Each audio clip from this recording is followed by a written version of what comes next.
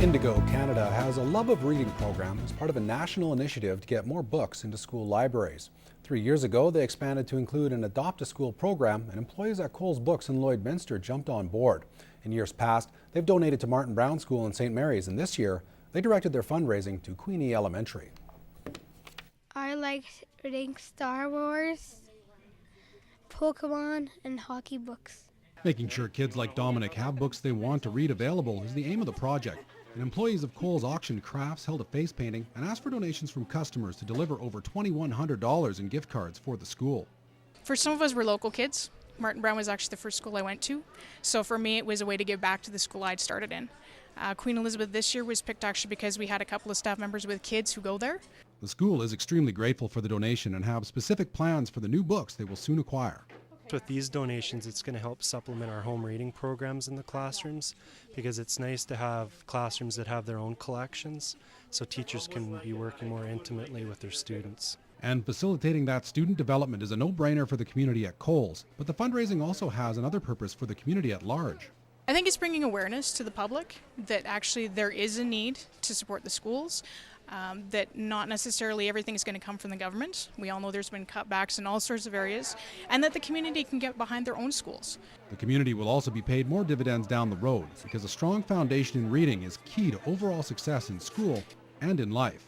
As educators, we know that the sooner that students start to read with confidence, the less issues they have in general, really behavior-wise in school. The teachers also know that with more variety, students' interests can be more easily targeted, which keeps them reading. And they will, even if it's sometimes a bit of work too. Good for the reading, but not for the binder work. Well, how come? What's so hard about the binder? You're spelling stuff.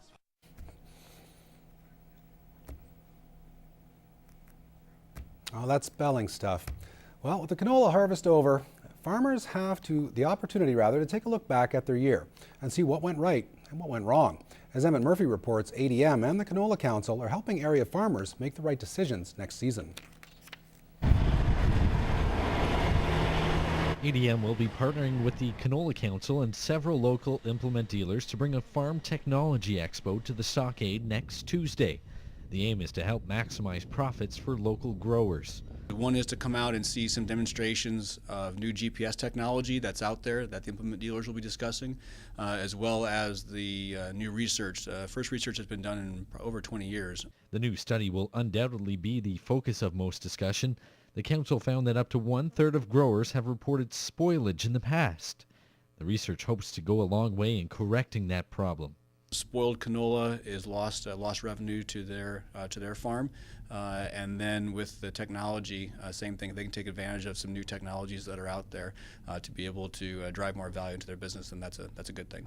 One way that we like to think about it is if a grower had 100,000 loonies in that bin, how much attention would he be giving that bin?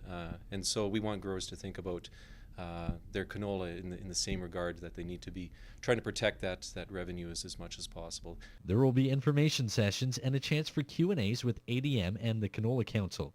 Yerke says the council is anticipating a lot of questions surrounding the use of grain bags to store canola. What kind of moisture, what kind of temperatures are allowable to store canola? How long can I keep canola in those bags? What is wildlife and animals and solar radiation and temperature? How do all of these have an impact upon the storage life of the grain? Those questions will be answered on Tuesday. The event runs from 11 a.m. to 3 p.m. Those interested are encouraged to sign up as soon as possible. Emmett Murphy, Newcap News.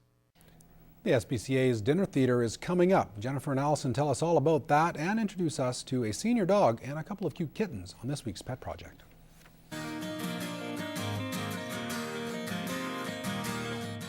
Hi and welcome to this week's Pet Project. I'm at the Lloydminster and District SPCA with Jennifer, and this is Tramp. Yes, such a sweetheart Tramp is. He is 10 years old, if you can believe it. He's a Siberian Husky cross. He came into us not too long ago. We do know that he has not had the best life. He's had some trauma in his life. As you can see, he's got some scarring on his face. He does have, his teeth are filed down as well. He's definitely been through something fairly horrific. However, you wouldn't know. He has such an amazing personality. He does come off a bit timid, a bit shy, but he warms right up to you. He's done wonderfully with the animals we've introduced him here to at the shelter. He's already neutered and microchipped. He has his first vaccine. He will need a booster and to get his rabies vaccine. He is a senior dog, so our Seniors for Seniors adoption prices will apply. For people who are interested in that program, they can just phone the shelter at 875-2809. And this here with me is Spike. And who is this? This is Smudge. They are obviously brothers. They're 3-month-old Flame Point domestic short hairs. Beautiful little kittens. They have their first set of vaccines. They will need to be neutered when they're old enough and to get their rabies vaccine. They actually kind of look to have a bit of Siamese in them, and their personalities kind of tend to be the same way. Right now, they're wonderful. They love cuddling up to us, but then they also like being out on their own as well. I think they do really well out on a couch, just kind of chilling out, doing their own thing. Jennifer, your dinner theater is coming up next week. It is. It's happening next Wednesday to Saturday. It's all sold out. It's been sold out for some time now. Would like to, in advance, say thank you to everybody that bought tickets and to all of the volunteers that go into putting this event on. But wanted to give a heads up that if anybody's interested in donating any more silent auction items for the dinner theater, they need to be in by this Friday. They can come and drop them off any time before that at the SPCA, but the final date for silent auction items will be this Friday. Great, and thanks for joining us on this week's Pet Project.